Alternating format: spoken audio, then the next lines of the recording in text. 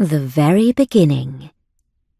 This book is about 3 things. 1. Finding things.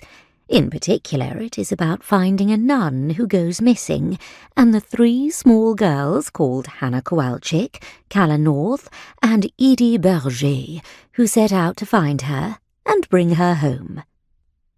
2. Family.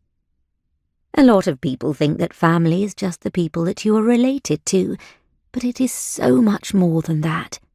Families can be made up of the people you love, your pets, your friends, your favourite recipe for salted caramel truffles, and people that you've not even met yet. 3. Footnotes. This is not just because I enjoy things that start with the letter F, but rather because I am very forgetful, and footnotes allow me the chance to add things in when I remember them. These things might be additional important information, or jokes, or useful things that you should be aware of. And if you are reading this book yourself, I would now tell you things about numbers and bits at the bottom of the page. But because you are listening to this book, that's not going to make much sense. So instead, I am going to just weave in the footnotes as we go along. And if I shall falter or stumble, I shall pause and have a pink wafer to keep my strength up. So, now that I've told you all of that, let's begin. A Girl Called Sarah. There are several things that you need to know about Sarah Bishop, and the first one is this. She was born in the last days of the First World War, and so for a long time knew a world with no cake or sweets at all.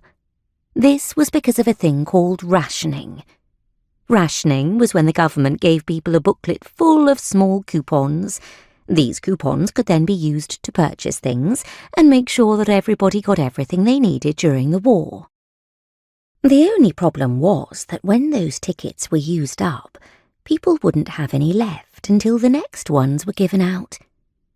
It took 2 years after the war for rationing to end.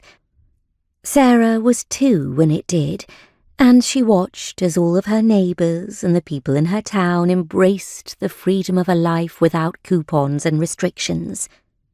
Her parents, however, did not. They had been so saddened and broken by the events of the war that they did not quite know what to do with themselves. They would spend days trying to figure out what to say to each other and their daughter, and failing entirely at both. And so they lived a quiet and small and sad life, where they slowly withdrew from the world and all of the wonders that it had to offer. They ate plain and simple food and refused social invitations, and when their sadness grew almost too much for them to bear, they would not even leave the house for weeks. But then, one day, Sarah Bishop realised that there was another way to live. This was all due to the work of Angela Anderson, her next-door neighbour. Angela's daughter was getting married, and Angela had decided to bake a cake to celebrate the occasion. Angela was not a good baker, and occasionally she was even catastrophic. But fortune had favoured her on this day, and she had somehow managed to bake the sort of cake that you might find if you ever looked up the definition of cake in the dictionary. It was perfect. It was so perfect, in fact, that Angela had asked all of her neighbours to come around and witness it.